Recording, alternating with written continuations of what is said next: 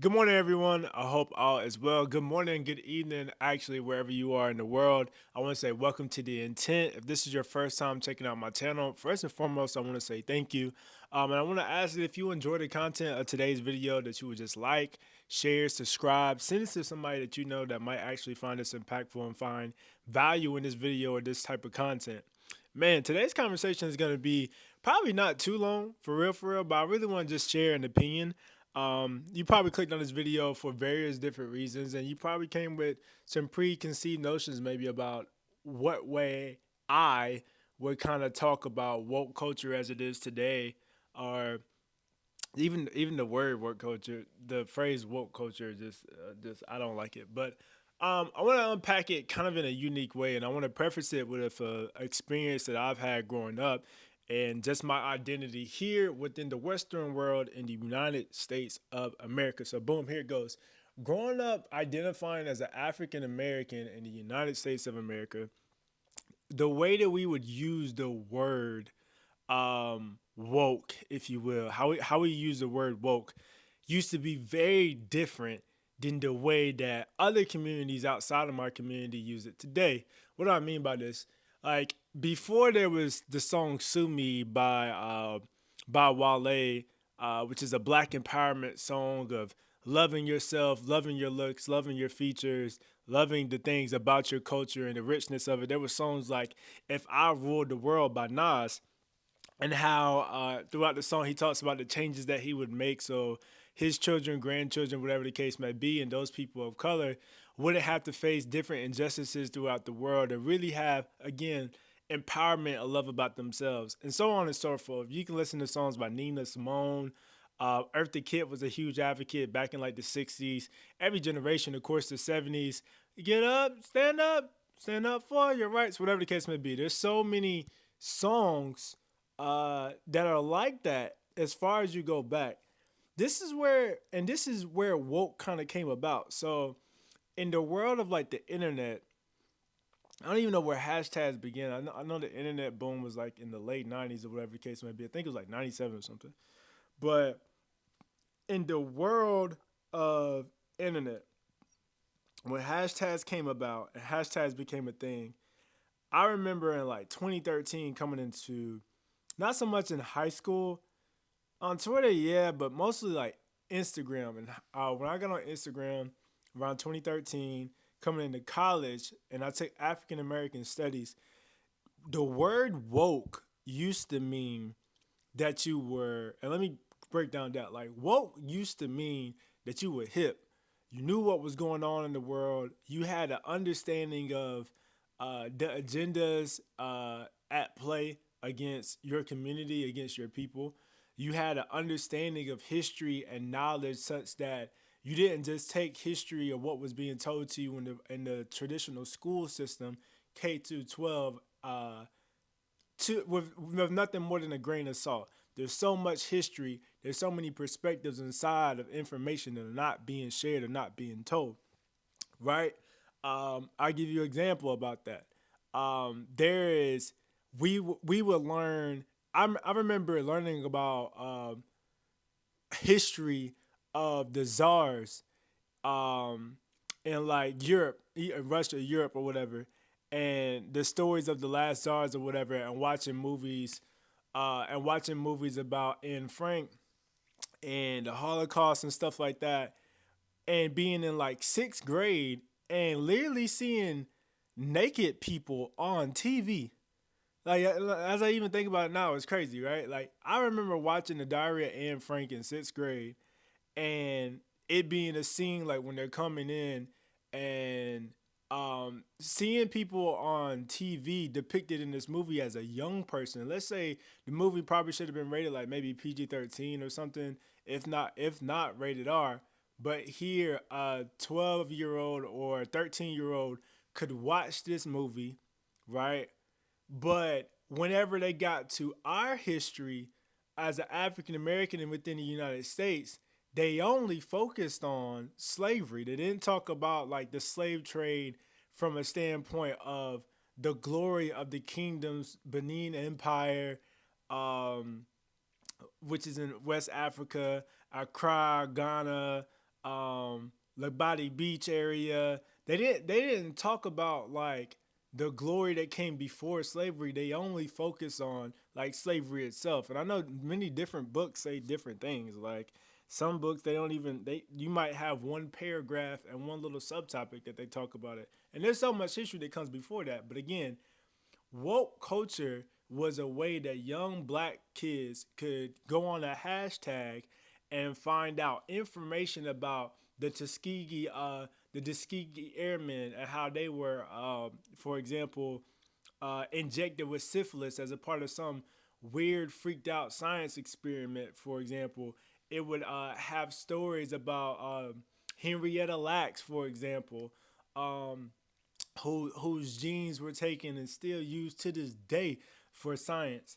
I'm trying to think of the lady. I can't call her name right now off the top of my head. It's on the top of my head. I can't call her name, but it was a woman in history who had a hysterectomy. Basically, the doctors lied to her or whatever. And gave her a hysterectomy. I can't call her name for nothing right now. It's just so much richness in history that even happened after slavery and some even during.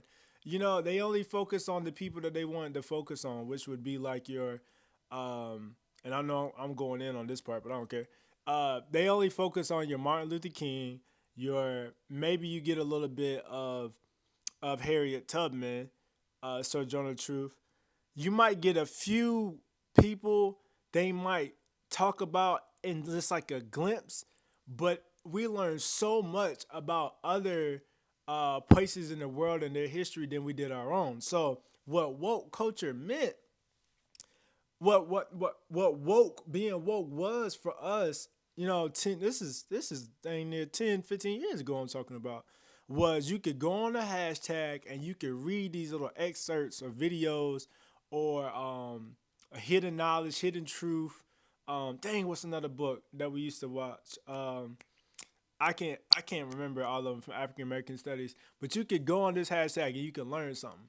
There would be stuff like today and Black history or Black culture or whatever the case may be, so young people can learn and know themselves, man. And what I don't like today about what woke culture has become is it's taking what being woke has become, has now been transformed from being woke, being hip about what's going on, self knowledge and information about a specific group and community and culture in the black community, and it's now been shared with everybody and everybody's community and whatever agenda or whatever group is trying to push their narrative on the rest of the world. Um, and that's dangerous. And why that's dangerous is because it's erasing. If you were to go on woke hashtag woke today and how it's used by people who don't look like me in conversations or whatever the case may be, I would vouch to say I'm gonna try it right now on Facebook. I mean on Instagram. I'm gonna type in the hashtag woke and see if the first thing or if anything comes up still on the first page that has to do with black history and African American culture. So there's 2.6 million posts. So y'all show it to y'all so you know I ain't capping. Let's see what it looks like now. I really want to know. I ain't do this before or nothing. Like, let's see.